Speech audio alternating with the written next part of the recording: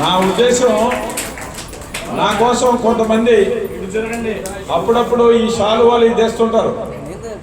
నాకు కానీ శాలువాలు వేయాల్సింది. ఎవరైతే ఈ యొక్క అధికార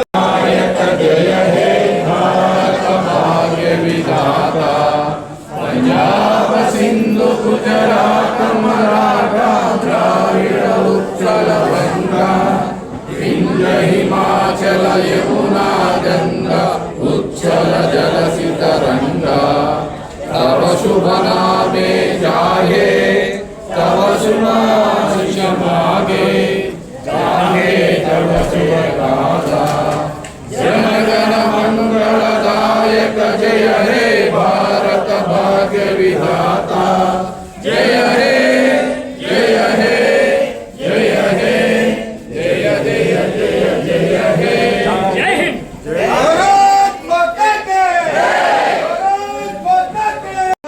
మా ముందు సినిమా వచ్చి కూర్చోండి, మీ వంతు చేస్తానని చెప్పి తెలియజేస్తూ కార్మికులకు గౌరవించాలని, కార్మికుల కోసం ఆ రోజే దీక్షలు చేసిన, రాష్ట్రాలు చేసిన సురేష్ రెడ్డి గారికి మరొక్కసారి ధన్యవాదాలు తెలియజేస్తూ, ఈ అవకాశం ఇచ్చిన ప్రతి ఒక్కరికి ధన్యవాదాలు తెలియజేస్తూ, వేదిక మీద కూర్చున్నటువంటి ఆర్ఎం గారికి, అదే డిఎం గారికి, ఆర్టీసీ సిబ్బందికి, నా భారతీయ జనతా పార్టీ నా కుటుంబానికి, అదే విధంగా నా ముందున్నటువంటి దేవుళ్ళైనటువంటి పారిశుద్ధ్య కార్మికులకి శిరస్సు నుంచి నమస్కరిస్తూ సెలవు తీసుకుంటున్నాను.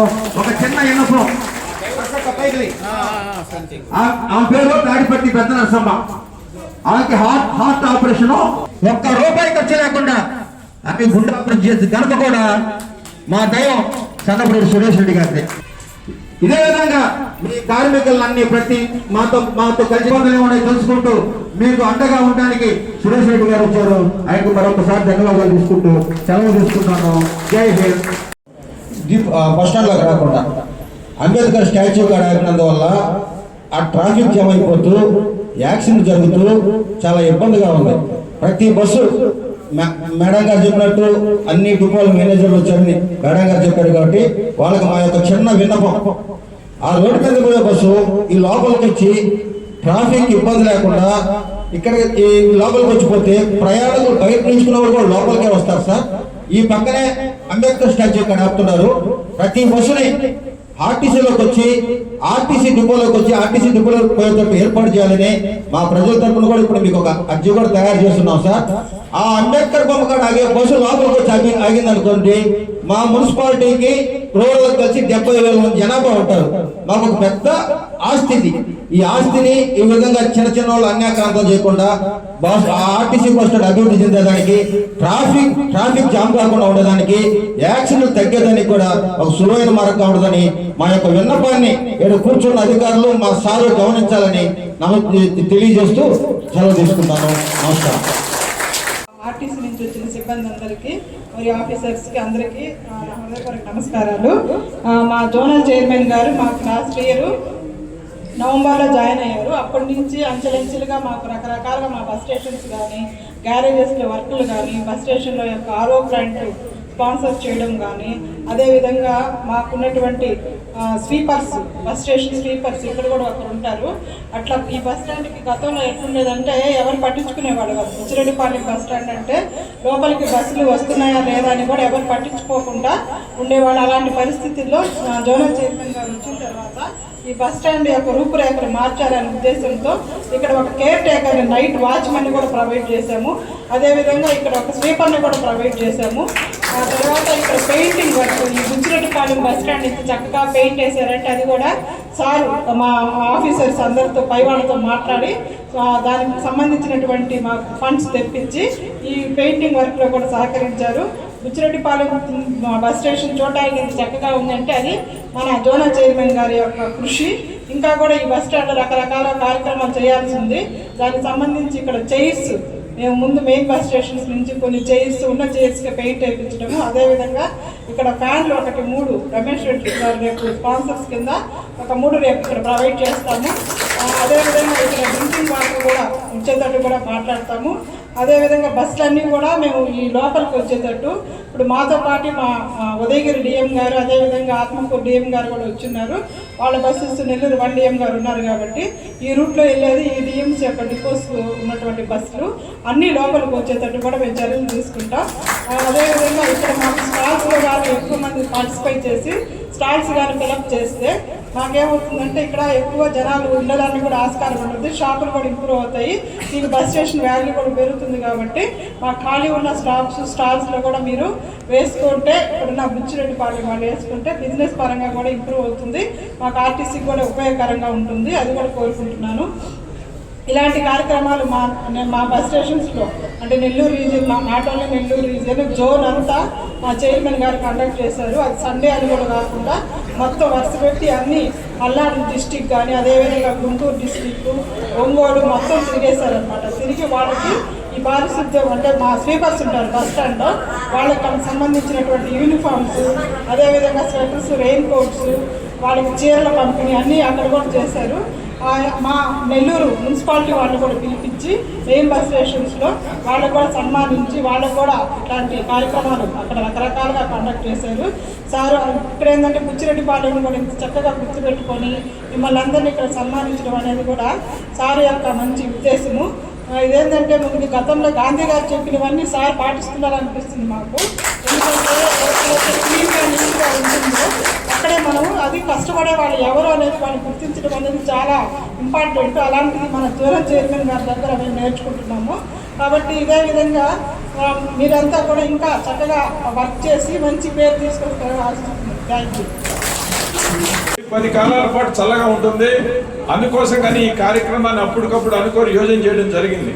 ఒకటి, దీన్ని శుభ్రం చేసినటువంటి మా పారిశుద్ధ్య కార్మికులను అభినందించడం. 2, మా అధికారులందరినీ ఇక్కడికి తీసుకొచ్చి బుచ్చిరెడ్డిపాలెం బస్ స్టాండ్కి ఇంకేదైనా చేయాలనే ఉద్దేశంతో ఇక్కడ రావడం జరిగింది. అయితే మరొక విషయం మీకు ఉంది, బ్రతుకులు కనబడుతున్నాయి. దీనికి 80,000 రూపాయలు శాంక్షన్ అయ్యింది. రేపు మా అబ్బాయి ఇక్కడ పనులు జరుగుతాయి. ఒకటి. రెండోది, మళ్ళా 15 లక్షల రూపాయలు సిమెంట్ వీటికి కావాల్సినటువంటిది ఆల్రెడీ సీసీ రోడ్డు ఉంటుంది, అది కూడా 15 లక్షలు ఆల్రెడీ టెండర్ అయిపోయింది. కాబట్టి ఇవన్నీ కూడా అనేక సార్లు మనం ప్రయత్నం చేస్తే అవుతూ ఉన్నాయి. అయితే దీనికి కావాల్సినటువంటిది ఒక పట్టుదల, మన ప్రాంతంలో ఈ బస్ స్టాండ్ ఉండాలి. ఇప్పుడే అడుగుతున్నా మా డిపిటిఓ గారిని, మా డిఎం గారిని, నైట్ హాల్ట్ ఎవరైనా మన ప్రైవేట్ బస్సులు కానీ ఎవరైనా ఒక 3-4 ఆపుతారా అని. ఎందుకంటే రాత్రిపూట కూడా బుచ్చి బస్ స్టాండ్ లో సంచరిస్తూ ఉంటే మనుషులు ఉంటే గానీ ఇక్కడ అరాచకమైనటువంటి పనులు జరగకుండా ఉంటాయనే ఉద్దేశంతో నేను అది కూడా సూచన చేస్తున్నా. అవకాశం ఉంటే అటువంటిది కూడా ఇక్కడ ఏర్పాటు చేస్తాం. ఇక్కడికి వచ్చినటువంటి వాళ్ళు మంచినీటి సౌకర్యం ఖచ్చితంగా ఉండాలి. మంచినీటి సౌకర్యం అంటే దానికి 2 క్యాన్లైనా తెప్పించి దానికి గ్లాస్ పెట్టి వచ్చినటువంటి వాళ్ళు మంచినీటి వ్యవస్థను కూడా మనం ఏర్పాటు చేయాలా, ఫ్యాన్లు వేయాలా, బెంచీలు వేయాలా. ఇవన్నీ కూడా మనం ఏర్పాటు చేసుకున్నప్పుడు క్రమేపీ ప్రయాణికులు అలవాటు పడతారు. మన వాళ్ళు కూడా అంబేద్కర్ భవన్ దగ్గరనే ఎక్కడ ఆపకుండా లోపలికి వచ్చేటట్టుగా మా ఇద్దరు మిత్రులు ఉదయగిరి, అదే రకంగా మన ఆత్మకూరు డిఎం గారు కానీ, టౌన్ మా డిఎం గారు కానీ వీళ్ళందరూ దృష్టి పెడితేనే ఆ కార్యక్రమం నెరవేరవుతుంది. కాబట్టి మీరందరూ కూడా చిన్న చిన్న విషయాల్లో పట్టుదలగా మనం జాగ్రత్త తీసుకున్నట్టయితే తొందరలోనే బుచ్చి బస్ స్టాండ్కి మంచి రోజులు వస్తాయి. ఇక్కడ ఒక క్యాంటీన్ రావాలా, ఈ క్యాంటీన్ వచ్చినప్పుడు కూడా తక్కువ రేట్తోనే మా వాళ్ళు ఇస్తారు. కానీ క్యాంటీన్ ఉన్నట్టయితే ఒక మనిషి వచ్చినప్పుడు ఎవరో ఒకరు వస్తారు, కూర్చుంటారు. ఆ రకంగా బుచ్చి బస్ స్టాండ్లో కాసేపు కూర్చుంటే మన బస్సు వస్తుందంటే బస్ టైమింగ్స్ అవన్నీ ఉండాలి. ఇకపోతే 27 డిపోలు నాకు ఉంటాయి. నెల్లూరు, ప్రకాశం, గుంటూరు, పల్నాడు, బాపట్ల 27 డిపోలు ఇప్పుడు 2-3 సార్లు తిరిగేయడం జరిగింది. అక్కడ ఉన్నటువంటి డస్ట్బిన్స్ కానీ ఏది కావాలంటే అది మనం ఇస్తూ ఉన్నాం, ఇక్కడ కూడా ఇస్తాం కావాలంటే. అదే రకంగా అక్కడ ఉన్న పారిశుద్ధ్య కార్మికులకి, చిన్న చిన్న ఉద్యోగస్తులకి అందరికి కూడా, అవుట్ సోర్సింగ్ వర్కర్లకి అందరికి కూడా మనం అనేక రకాలైనటువంటి మీరు వేసుకున్నటువంటి డ్రెస్ యాప్రాన్ ఏదైతే ఉందో ఇవన్నీ ఇచ్చాం. అదే రకంగా చలికోట్లు ఇస్తుంటాం, లేకపోతే దుస్తులు ఇస్తాం. రకరకాలుగా వాళ్ళని కూడా కలుపుకుంటూ ఈ యజ్ఞంలో భాగస్వామ్యం చేస్తూ ఉన్నాం. ఇకపోతే నిన్నటి రోజు నాకు కొత్త ప్రయోగానికి మొదలు పెట్టాం. డస్ట్బిన్స్ కార్యక్రమం అయిపోయింది, పారిశుద్ధ్య పనిమిట్లు ఇస్తూ ఉన్నాం. అవి కూడా ఇంకా కొరవ కూడా ఇస్తాం కూడా. చాలా మంది దాతలు కూడా ముందుకు వచ్చారు. మన లేటెస్ట్ ఏంటంటే ఆర్ఓ ప్లాంట్ మంచినీళ్ళు ఏదైతే ఉన్నాయో స్వచ్ఛమైన మంచినీళ్ళు ఇవ్వాలా. ఈ స్వచ్ఛమైన మంచినీళ్ళు అనేటువంటిది తొలి దశలో ఒక 8 దగ్గరలా 4 జిల్లాల్లో 8 దగ్గరల ముందు ఇవ్వడానికి కోసంగా నిన్ననే ఒక సంకల్పం తీసుకున్నాం. డోనార్ కూడా ముందుకు వచ్చాడు.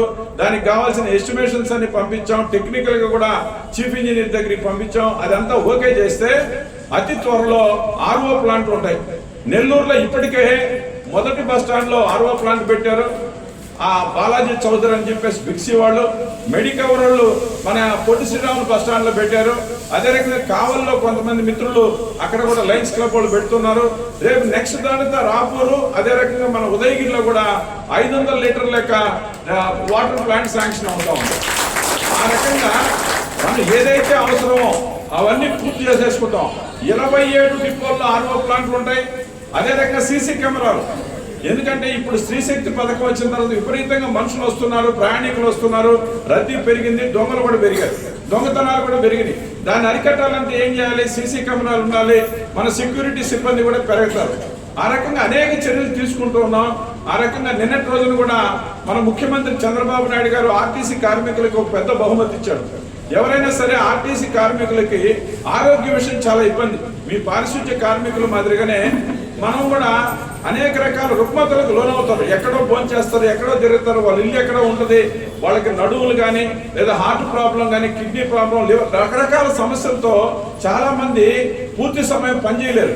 దాంతో వాళ్ళు పనిచేయలేని పరిస్థితి వస్తే వాళ్ళని తీసేస్తాం. అలా కాకుండా నిన్న ముఖ్యమంత్రి గారు మా అందరి విజ్ఞప్తి మేరకు ఆయన చేసిన మంచి పని ఏంటంటే, మా ద్వారకా తిరుమలరావు గారు కానీ మా కృష్ణబాబు గారు ప్రిన్సిపల్ సెక్రటరీస్ కానీ వీళ్ళందరూ కలిసి ఒక మంచి నిర్ణయం తీసుకున్నారు. ఎవరైనా సరే అలాంటి ఆరోగ్యం బాగలేకుండా ఉన్నప్పుడు కూడా వాళ్ళకి వేరే రకమైన ఉద్యోగం మేమైనా చూపించాలి, ప్రభుత్వాన్ని చూపించాలి, లేకపోతే వాళ్ళకి నష్టపరిహారం అన్న ఇవ్వాలనే దానికి నిన్న ప్రభుత్వం అంగీకరించింది. ఇది కూడా చాలా కార్మికులకి అందరికి ఉపయోగపడేటువంటి విషయం. అందరూ కూడా